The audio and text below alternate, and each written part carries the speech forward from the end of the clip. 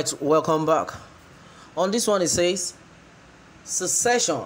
If the East goes, the West won't go. Wow, this is another serious one. Alright, and this is another strong one, my people. Well, the news in details. Well, it says, as the quest for secession by several ethnic groups in Nigeria odds up, two major tribes have been more vocal than the rest: the Igbos of the southeast and the Yorubas of the southwest. Surprisingly, and in spite of heightened security concerns in the north, no group from the region has pitched its voice in the calls for a breakaway. Well, meanwhile, the fourth largest group, being the Ijaws, majorly found in the Niger Delta region, has suddenly lost the desire and firepower for agitation in this light, since after the dramatic emergence of Goodluck Jonathan as president got 6 years, it all seems that the Niger Delta quest for equity and justice rested when one of theirs mounted the seat of power in Aso Rock and inadvertently provided for them the fresh air of freedom and access to the national cake.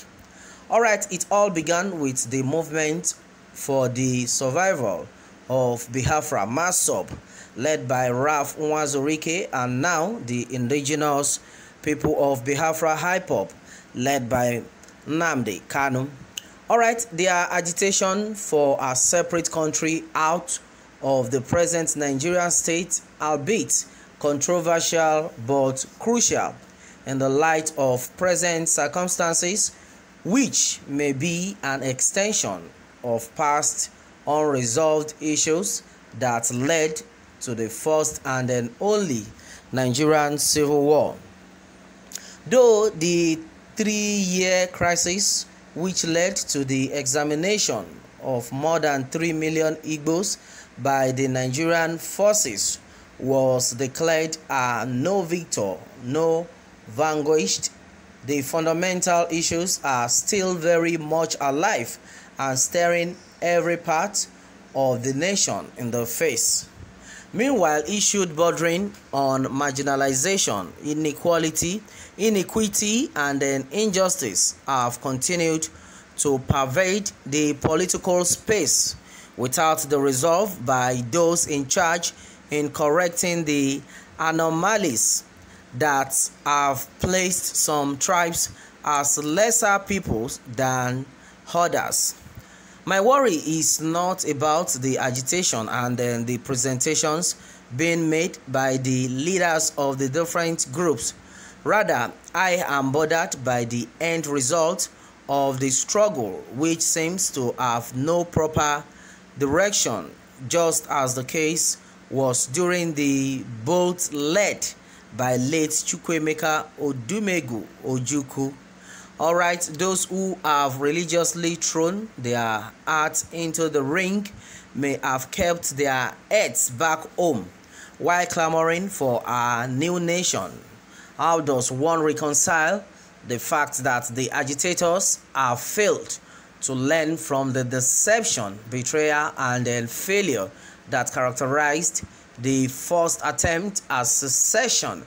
Alright, while the leaders continue to produce a make-believe movie of a new Biafra nation where the land will flow with milk and honey like the biblical promised land. Wow, that's another serious one. Well, a lot of people are still of the opinion that, can we achieve this? Can this happen? Alright, meanwhile, they fail to realize that those who succeeded in using these kind of agitations in the past had a bargaining chip with which they were able to actualize to an extent their goals at dispelling inequity in political power and positions. Alright, I watched the likes of ASARI, DOKUBO, and co take up arms against the Nigerian government at that time when Obasanjo held sway. Their demand for secession, though, eventually narrowed to obtaining power at the center through the emergence of Goodluck Jonathan, first as vice president and later president. Well, the sources of the arms were mainly from exchange of crude oil for cash or arms through illegal oil activities that thrived and then still thrive in the region. Alright, it was easy for the ex-agitators to build up support and further engage the government of the day through series of dialogue, though not without several arrests and detention of many of their visible leaders.